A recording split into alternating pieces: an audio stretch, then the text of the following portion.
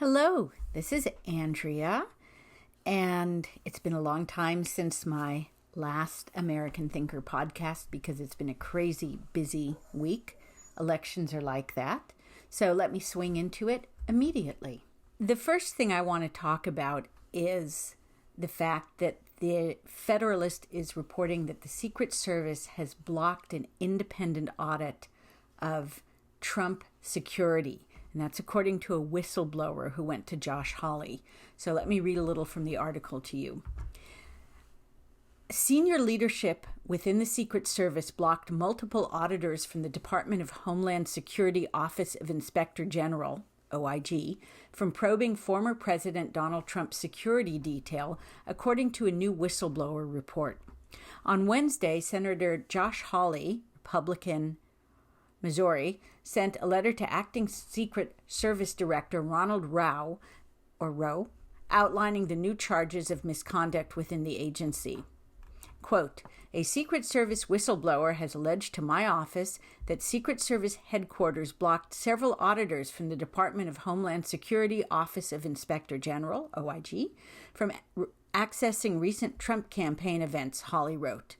Continuing the quote, the whistleblower alleges that the Secret Service denied access to DHS auditors because the former president is not receiving the full level of protective assets for all of his events, and Secret Service leadership wants to obscure or simply conceal this fact.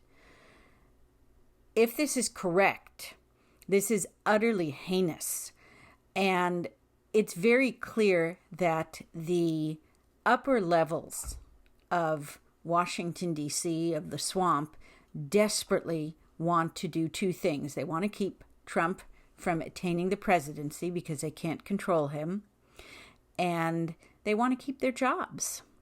The fact is, they know that if Trump gets into office, he will try at least to start cutting the federal government. He promised that in 2016 and failed. I think this time he'll come back loaded for bear.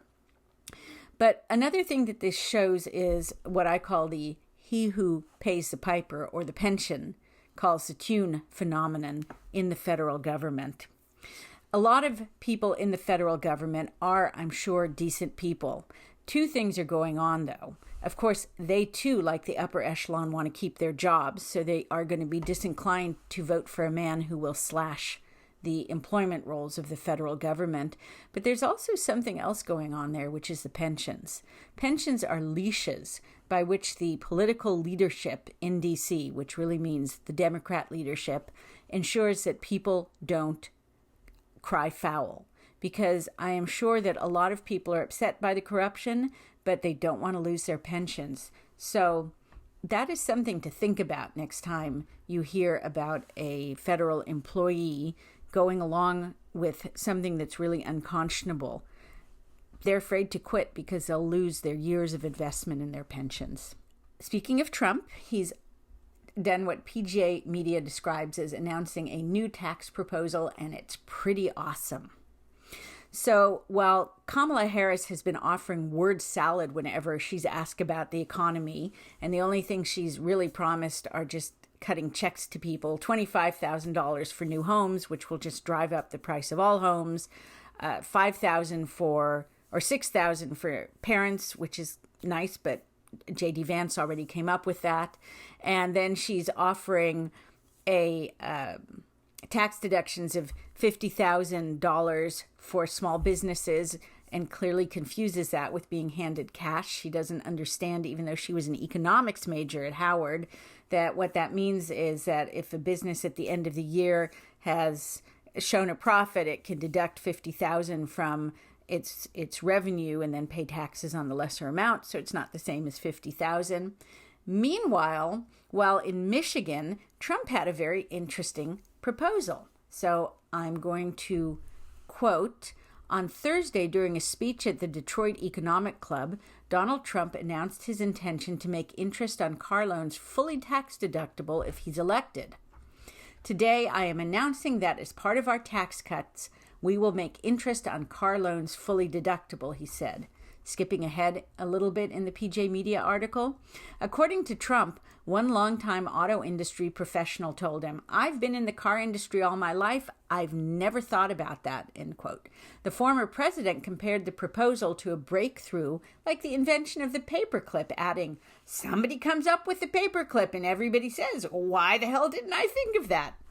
Trump emphasized that making car loan interest fully deductible would dramatically lower the cost of car ownership, especially for working families. This will stimulate massive domestic auto production and make car ownership dramatically more affordable for millions and millions of working American families, he explained. So this is a very pragmatic solution by a man who understands how money works and who needs to win Michigan, which I'll get back to in a minute. Meanwhile, I want to talk about something interesting. I was at an event last night, and there was a speaker there who talked about the lies regarding illegal immigration. If you cast your mind back a week, you may remember that during the vice presidential debate, Tim Walz said border crossings are down compared to when Trump left office. We hear this line often. In fact, border crossings have doubled since Trump left office, and that's still true. What's happened is that the Border Patrol is accounting for the crossings differently. So people who are just storming the American border are still being counted, and those numbers are more or less the same, maybe a little bit smaller. What's really changed is that under color of law, the Biden-Harris administration is breaking the law. So they're claiming to do things under statutory authority and regulations, but in fact they're abusing them and twisting and folding and spindling and mutilating and ignoring the spirit of the law and often the letter of the law. So as you may recall with the Haitians, during the vice presidential debate, J.D. Vance tried to explain this. What's happening is that the Harris-Biden administration said that for people who come from places such as Haiti and Venezuela, they're just giving them a mass humanitarian parole. The law, of course, is not intended to be used that way. It's actually intended to be on a case-by-case basis, and people who come in must have sponsors and have background checks. But what's happened with the Harris-Biden administration is that as 5% of the total Haitian population came in, they all got stamped with humanitarian parole, which means that they are still here illegally. It's just that the federal government has given them a gloss that keeps them from being deported and gives them the right to work. The other thing, and the more important thing they're doing, is that they're using an app called the CBP One app. And what it allows people from anywhere in the world to do if they have a smartphone is get on the app and announce in advance, "I'm coming to the border to seek asylum." At that point, they're given permission to enter America at a manned crossing. They are still entering illegally. They haven't gone through any of the processes for legal entry. However, having used the app, they're given a court date that's usually years in the future, and I think some insane percentage, I'm plucking a number out, but I think it's over 90%, then ignore these court dates and they vanish into America. And that is how they're lying about the numbers. And it goes back to that old thing about there are lies, damn lies, and statistics. Anything you hear from the Democrats, you better investigate and figure out what's really going on behind the numbers. Speaking of illegal immigrants, especially those from Venezuela, there is a headline from it was heard on All Things Considered. It's in the Colorado Public Radio. And the headline is, "Trump rallies in Aurora, a city he has demonized as overrun by migrant crime." And what you're supposed to take away from that is that people in Aurora, Colorado, once a red state, now a blue state, but that people in Aurora, Colorado are deeply offended that Trump would appear in their city having insulted them so badly. But of course, Trump didn't insult them. Trump spoke compassionately of their travails thanks to the Harris-Biden immigration policies. And that may explain why there was a rally today and tens of thousands of people lined up. People started coming at 5 a.m. They were standing to get in line, and they're estimating that upwards of 55,000 people will be attending.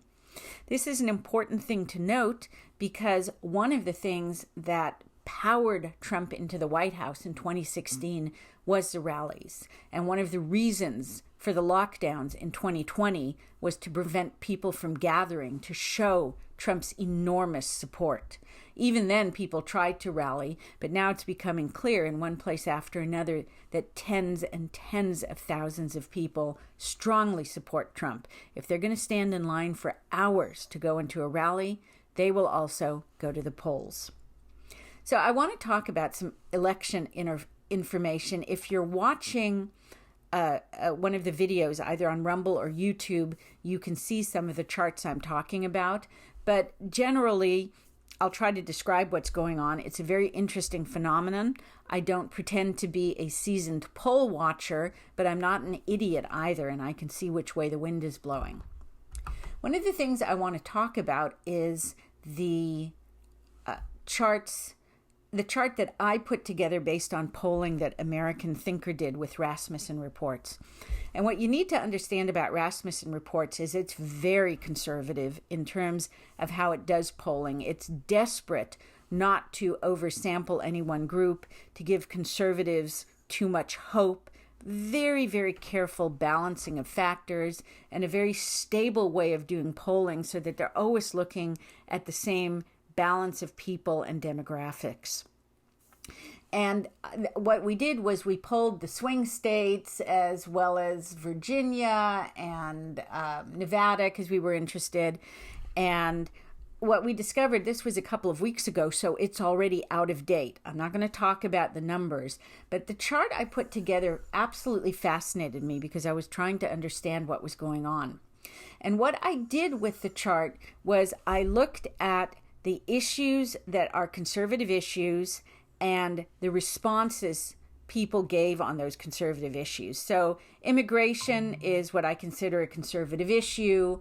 Caring about the economy, more conservative. Anyway, what happens with the chart is it bleeds red. It is a sea of red, and that's true even in those states in which Harris and Trump are tied or in which Harris has a lead. And so what I was able to discern from this is that's my dog you hear peepsing in the background. What I was able to discern from this is that regardless of the state, people are concerned about immigration and the economy, deeply concerned about those. Thanks to the Democrats hammering away about the threat to our democracy, they all pay lip service to being scared about democracy. And of course, in blue states, they're worried about abortion, meaning single women and men who want cheap and easy sex are worried about abortion. What also comes across is that, especially in the blue states, but even in other states, the media have successfully convinced people that Kamala is a good person with a lot of moral character and Trump is a bad person, although the margin between the two is very small, almost statistically insignificant. So on that, could fall out either way. But where you see this sea of red on my chart is that people consistently think things are going very badly. We're worse off now than we were 4 years ago, that their children will be worse off, that America is a greater threat from internal and external threats, that the economy is in disastrous shape, that immigration is overwhelming, and the solutions they seek, with one rather unusual exception, they all believe either in the conservative approach or that Trump will do better. So the conservative approach for immigration, by a huge majority, people want deportation. People are much more concerned about the price of energy than they are about climate change. They think that Trump will be better on all issues except, interestingly, energy policy, and that in a couple of swing states and the blue states, of course, they favor Kamala, but again, by a negligible margin. The most fascinating thing about the chart is once you put the personalities aside, and that personality is driven by how the media has created perceptions. When people think about their real lives, they know things are bad, and they know Trump will be better applying conservative policies. So that takes me to the next chart.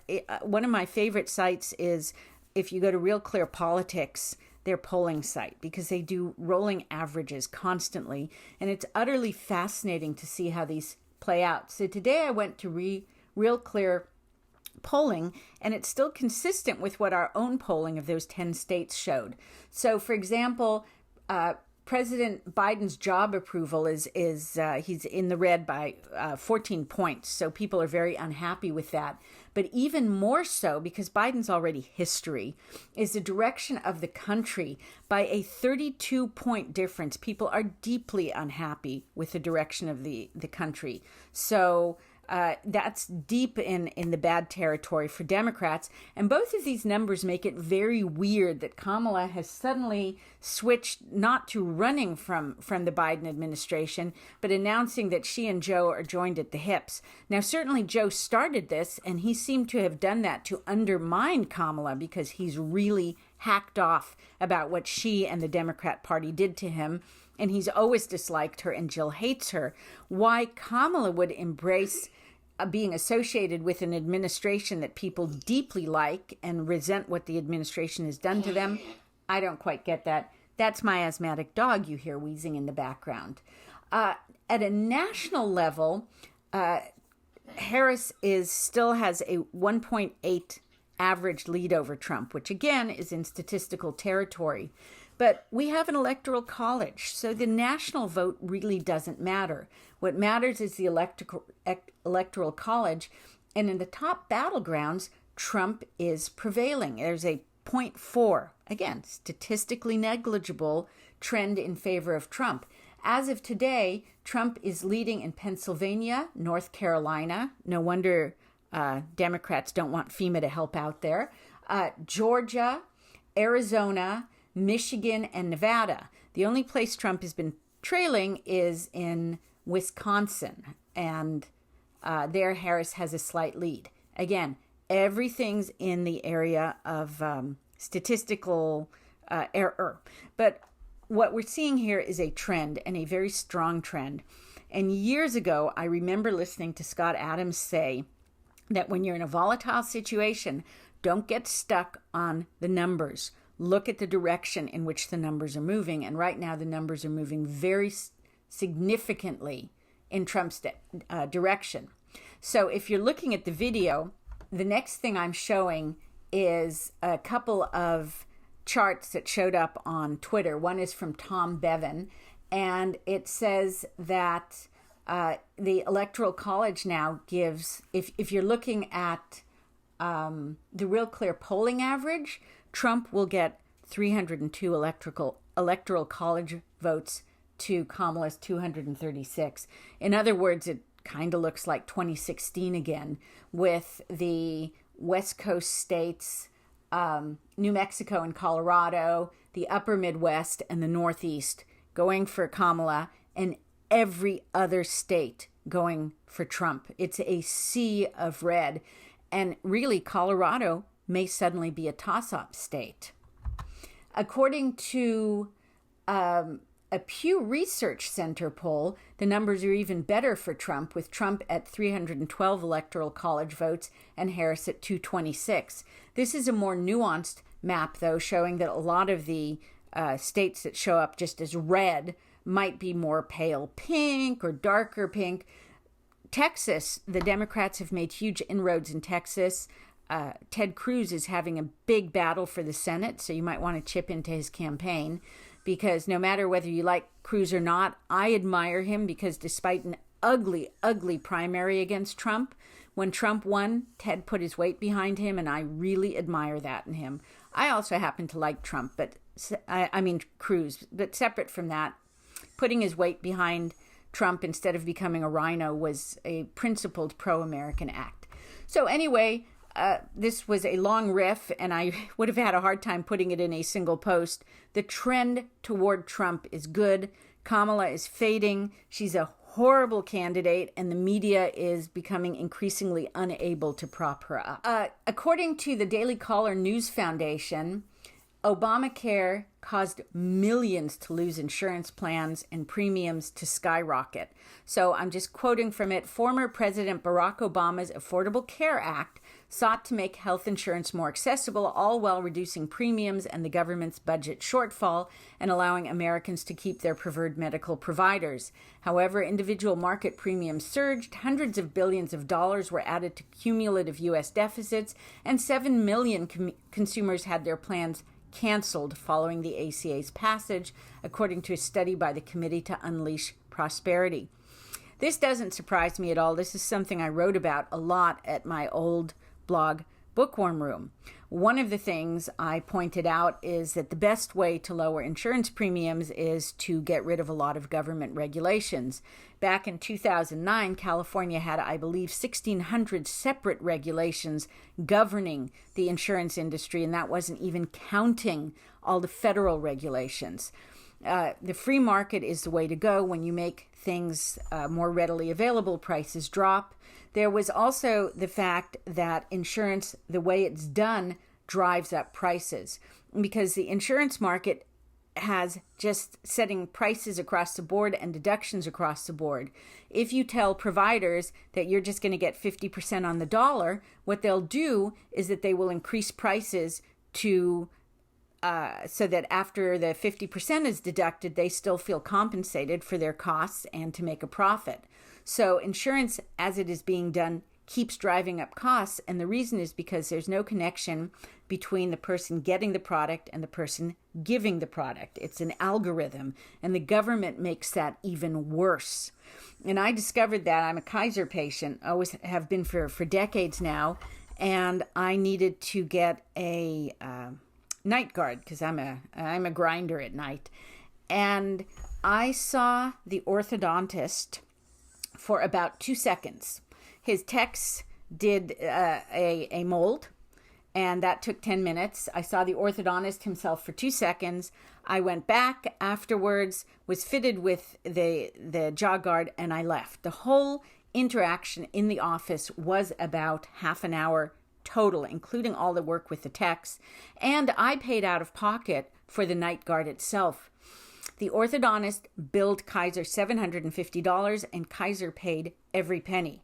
If I had been paying, I would have screamed to the roof and gotten a much lower fee. And if Blue Cross had been paying, the orthodontist might only have gotten $300, which is why he billed $750, so he could make as much money as possible. This was back in the 90s. It's much worse. The other thing that was a huge problem with Obamacare was the assumption that everybody wanted middle-class health insurance. Longtime readers of my old blog know that I have a friend who is part of the underclass, and all of her friends are people who are drug users, live on welfare, get charities from churches. It's a very, very low stratum. And none of them wanted Obamacare, although Obamacare was pitched as being for them. And the reason is because they were going to be charged for Obamacare, even only maybe $25 a month. They were all getting their health insurance for free because they simply showed up at the emergency room, which had to treat them, and then they didn't pay. They didn't want to pay. And so our entire system, which wasn't great, but which was chugging along and would have functioned better had we released it from its restraints and from regulations and brought in more free market, which the regulations again prevented. But the entire law was turned upside down to make cheap premiums available for these people. And what it did was it drove up premiums for the existing middle class, who then lost their insurance. Whole thing was bad. It was bad from inception. It was bad because it worked off of false premises, and it was bad because it went in a communist rather than a rational free market direction. Last thing I want to talk about, it's just one point about the wars that Israel is facing. In Hezbollah, it's extraordinary what Israel has been doing. Her successes are tremendous. She's wiped out Hezbollah leadership. Today, she wiped out Hezbollah's banking account by bombing the building in which Hezbollah kept cash and gold.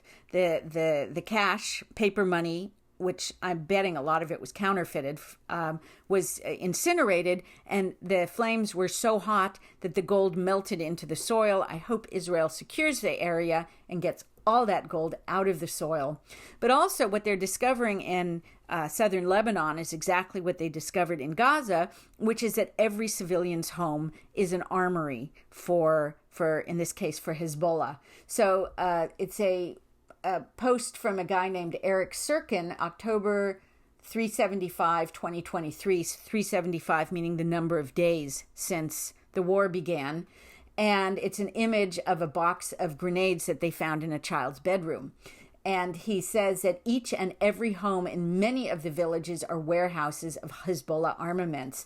They pay the villagers rent to store this stuff.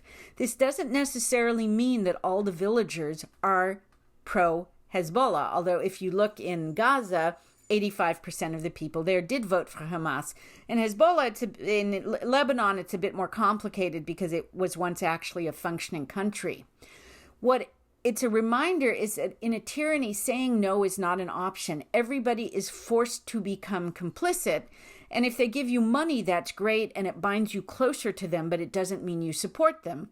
It's like being forced to accept a payoff from the mob, and then suddenly if the FBI comes, you are also one of the mob and you can't turn them over and you're guilty and yada, yada, yada. So it is a tyrannical society of complicity. And it's also a reminder, if one assumes that some of these people are just forced to be complicit with Hezbollah or with Hamas, that Israel's war against these Iranian-sponsored and funded and controlled terrorist groups doesn't just free Israel from the specter of extermination, but it liberates everyone in the region. And I wish the Biden administration would understand that. I suspect the Harris-Biden administration does not want to understand that because they share with Iran a desire to exterminate a nation that reminds them that the Bible is a thing and that biblical morality matters. Thank you very much. I'll be back as soon as I can, although I can't guarantee when.